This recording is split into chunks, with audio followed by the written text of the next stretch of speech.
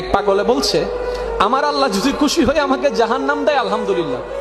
এবার শিক্ষিত সমাজ যারা আমাদের মতো কিছু আছে না, বেশি পণ্ডিত, এবার যাই বলতেছেন আসলে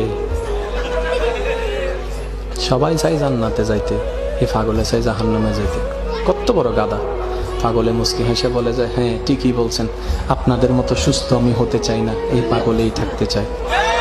এবার তাদের একটু টনক লটলো, কই কেন? সবাই চাই জান্নাত, তুমি চাচ্ছ জাহান্নাম।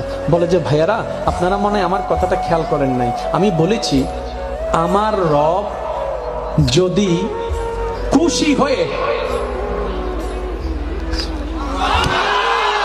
আমার রব যদি খুশি হয়ে আমাকে জাহান্নাম দেয় আমি সেটাও নিতে রাজি। বলে যে এখনো বুঝলাম না। পাগল বলে জ্ঞান দিয়ে রবের বিষয় বোঝা যায় না, দিল দিয়ে বুঝতে হয়। আরে শুনো, রব যখন খুশি হয়ে যাবে জাহান্নামটা জান্নাত হয়ে যাবে।